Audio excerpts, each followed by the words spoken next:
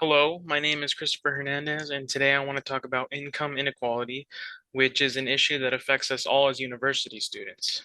Income inequality directly affects the challenges that we will face or maybe are already facing. Um, I'll be covering how income inequality limits the next generation from succeeding, how it makes the American dream harder to achieve, as well as how income inequality can actually increase poverty. So, what is income inequality? Well, income inequality is the uneven distribution of income within a population. It's the separation of top earners and bottom earners. There are many influencing factors that determine how big the income inequality gap is. Some of the most notable factors being your social stability, government policies, education level, as well as race and gender. Income inequality doesn't just shape today, but it shapes the future as well. Studies from New America show that millennials and Gen Z are beginning adulthood with a lot less wealth than previous generations did while at that same age. Many new adults nowadays are faced with the cruel reality of high housing costs, crippling student debt, as well as an unstable job market. All these factors make it really hard to get a leg up and be financially stable in the future. In addition, education is a big limiting factor of financial stability, but access to a high quality education is also very dependent on family income.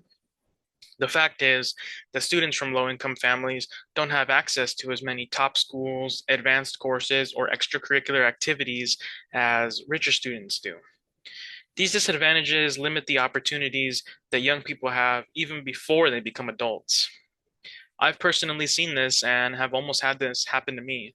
Growing up in a lower income area, if you couldn't afford to go to university, you either had to start working a job to survive or you had to try your hand at community college because it was the cheaper option.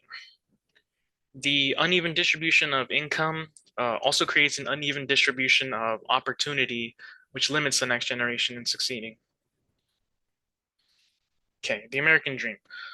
When you think of the American dream, you probably think of pulling yourself up by the bootstraps and getting rich. Maybe you invent something or you strike oil, right? It's the dream that you can succeed if you just try hard enough. Nowadays, the American dream is really just a dream. According to Pew Research Center, Americans now see inequality as one of the biggest hurdles in the world, in that the economic system favors the rich. Studies show that income for the richest Americans has actually increased. Meanwhile, income for middle and lower class individuals has hardly increased. All the while, essential costs like education, food, housing, and medical services have all increased at an alarming rate. When families work full time and still can't make ends meet, or struggle to put food on the table, or even struggle to save money, pulling yourself up by your bootstraps seems impossible, and it directly contradicts the idea of the American dream. Income inequality isn't just statistics. Income inequality is actually shown to increase poverty. Studies show that when wealth is concentrated at the top, where the top earners are, it takes away from resources from lower income communities. These communities face less job opportunities, underfunded schools, higher stress levels, and fewer access to government support programs. These disadvantages compound and make it harder to crawl out of poverty once you're in it. And that then creates a vicious cycle that not only affects you, but affects your future generations as well. Some may say that income inequality is actually a good thing, that by having an uneven playing field and see others do good, it should motivate someone even more to become better, make more money, get a better education, and succeed in life. Basically, the idea that the inequality sparks growth. Um, this way of thinking is flawed. Motivation to do better really only works when everyone has a fair chance to succeed. If people aren't able to access a good education or save money or even afford to eat, all the while costs are rising and wages are stagnating, then that inequality becomes less of a motivator and more like a barrier. You can't expect to reach the top of the ladder if all the bottom rungs are missing. So, to help fight income inequality, there are actually a few things that we can do. First and foremost, we can talk about the issue, seeing that talking about the issue is the first step to having a resolution in the future.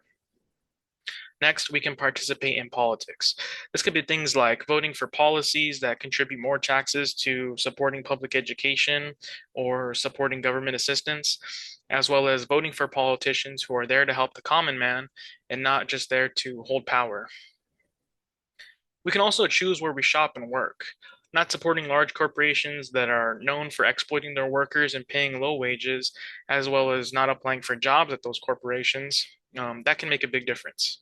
Support your local business, whether it be by shopping locally or working for a local business. In conclusion, income inequality shapes the opportunities available to millions of Americans. It limits the next generation from succeeding. It pushes the American dream out of reach, and it contributes to growing poverty. None of these trends are set in stone, though. We can work to create a future that is fair for everyone. Thank you for listening.